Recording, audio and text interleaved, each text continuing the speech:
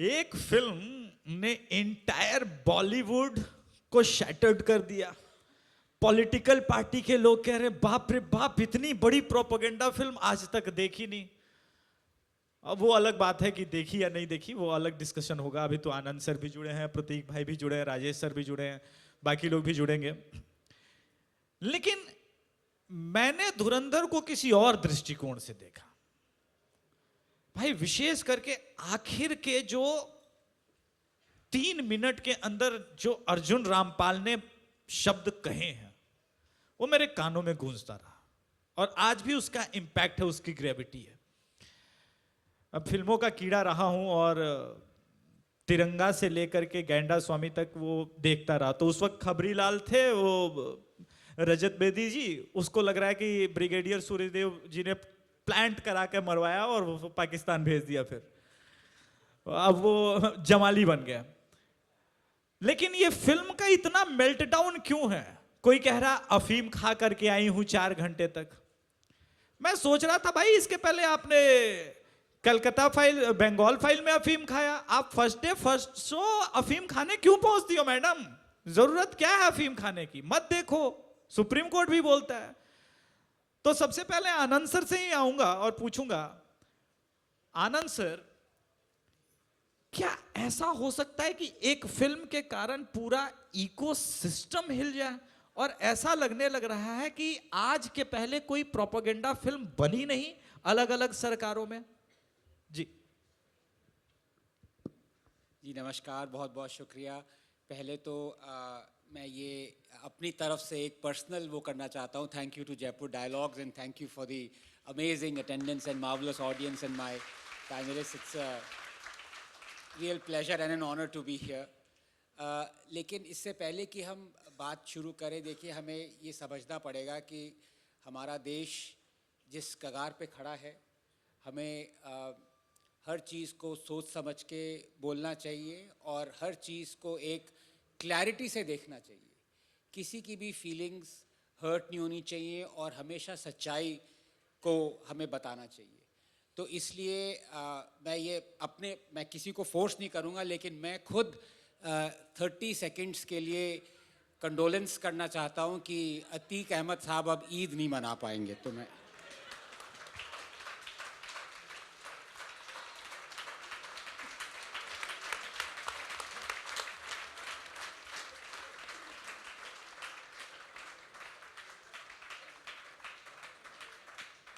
ओम शांति तो नहीं कह सकता, लेकिन कुछ कहते हैं वो लोग। कुछ फातिया पढ़ने तो नहीं बोल रहा। अच्छा नहीं। अब मैं आपके सवाल पे आता हूँ। थोड़ी रूह को शांति मिली, थोड़ी सी अच्छी मिली। हाँ, जहाँ पे भी हैं वो, जिन किसी के भी साथ हैं, 71 72 जितने भी हैं। कई लोग कह रहे हैं वो मुख्तार अंसारी के साथ हैं। वो कह रहे हैं अरे तो गड़बड़ी हो गई, मुझे तो कहा था 71 72 मिलेंगे, ये तो मुख्तार अंसारी साहब आ गए यहाँ पे।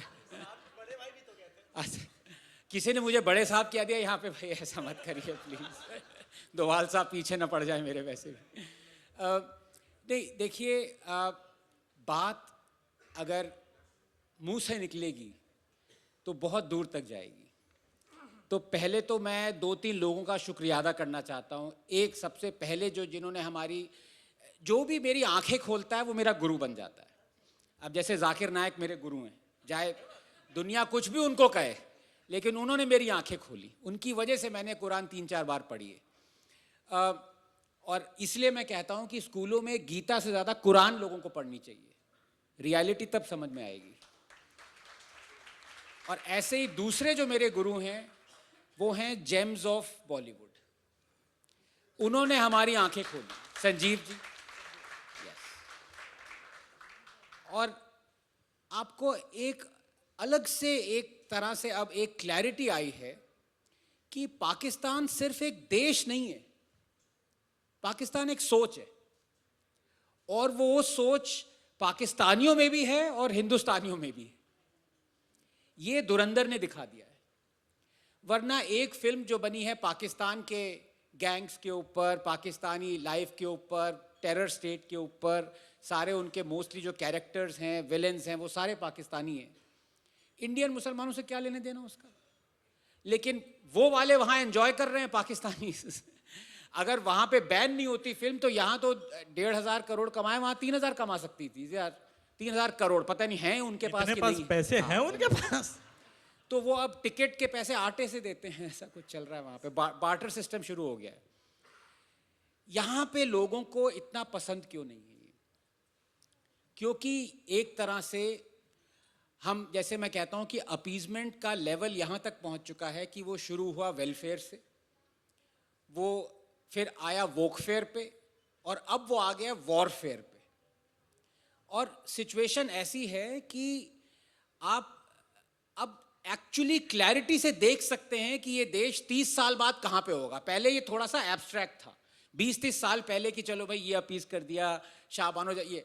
अब एकदम क्लैरिटी से मुझे दिख रहा है कि ये देश कहां पे होगा।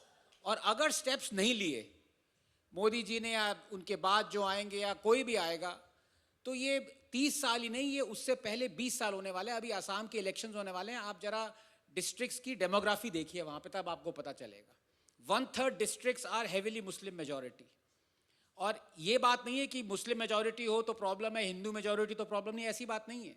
प्रॉब्लम ये है कि वो सारी डिस्ट्रिक्ट्स में अब ऐसे लोग हैं जो, उसमें से 4 डिस्ट्रिक्ट्स बांग्लादेश के बॉर्डर पे हैं। और आपने खुद देखा जो वो AIMIM का लेजिस्लेटर था, वो आर्मी को धमकी दे रहा है कि मैं तुम्हें कैंप नहीं बनाने दूंगा चिकन नेक पे। ऐसे बहुत सारे केसेस हैं। Now the clarity that Indians have, Bollywood never wanted that clarity for us to have. It's as simple as that. सबसे पहले धुरंधर पे कम वॉर कर पा रहे हैं क्योंकि उस पे पाकिस्तानी हुए। सबसे ज्यादा वॉर तो कश्मीर फाइल्स पे हुए। आएगा, आप आएंगे उस पे। तो इन्होंने ये 3-4 चीजें मिला दी हैं। और जैसे मैं कहता हूं ना, 4 नींबू निचोड़ने से दूध भी इतना नहीं फटता। अब मैं क्या कंप्लीट करूं, क्या कंप्लीट करूं उसको। लेकिन मैं आपको 2 एग्जांपल्स दूंगा जहां पे डर के मारे या हिंदूज को गिल्ट ट्रिप करने के लिए आपने कैरेक्टर्स बदल दिए पूरे। अगर आप देखें, दीपा मेहता की एक फिल्म बनी थी fire. It was basically based on 2 lesbians. उनके नाम क्या रखे? सीता और राधा। असल में वो फिल्म किस पे बेस्ड है? चुगताई की स्टोरी पे बेस्ड है, लिहाफ। वो उनके कैरेक्टर्स कौन थे? रब्बो और बेगम जान। वो नहीं दिखाना, राधा और सीता बना दिया उसको। एक फिल्म आई थी आदित्य चोपड़ा की, चक दे इंडिया, वो उसमें कबीर दिखा दिया। उस पे सब गिल्ट ट्रिप करके, देखो हॉकी का मैच क्या हार गया, गद्दार गद्दार। That is based on the real life Hindu character Ranjan Negi. He was the one जिसपे वो सारा हुआ। लेकिन वो गिल्ट ट्रिप करने के लिए, एग्रेंडाइज करने के लिए शाहरुख खान का वो कर दिया। ऐसे इतने सारे केसेस हैं कि आप सोच भी नहीं सकते कि सिचुएशन क्या है। लेकिन जहां पे 4 नींबू निचोड़े जाते हैं वहां पे उनकी हालत खराब हो जाती है। गदर की वो हीरोइन कौन थी? सकीना। आपको अभी भी याद होगा कि इतने थिएटर जला दिए गए थे, प्रोटेस्ट हो गए थे, because she is the great grand daughter of the profit. ठीक है, पीस बी अपॉन हिम। तो वहां पे अपॉलॉजी आ गई।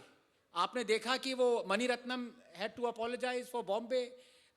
इवन MF हुसैन, जिन्होंने क्या क्या फ्रीडम ऑफ एक्सप्रेशन के चक्कर में वो बनाए हैं, पेंटिंग्स बनाई हैं with Indian gods and goddesses, had to apologise for what he did, for as far as hurting the Hindu sentiments is concern. So Anupama Chopra से लेकर आदित्य चोपड़ा तक, आपकी पूरी की पूरी फिल्म इंडस्ट्री, स्वरा भास्कर से लेकर दैनिक भास्कर तक,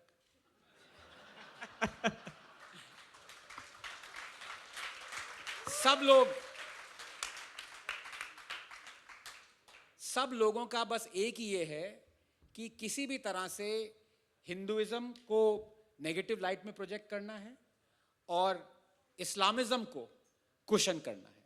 ये बॉलीवुड एक तरह से मिरर है जो इंडिया में हो रहा है। Thank you sir. सर ने एक फिल्म का अभी शायद नहीं देखी होगी संभवतः, महारानी वेब सीरीज आई है। उसमें जो एक्चुअल में चारा घोटाला को जिस कैरेक्टर ने एक्सपोज किया है उनका नाम था VS दुबे, लेकिन महारानी वेब सीरीज में वो समथिंग अब्दुल है। तो ऑब्वियसली ऑनेस्ट तो हिंदू हो ही नहीं सकता ना, वो तो बॉलीवुड ने मेक श्योर किया है।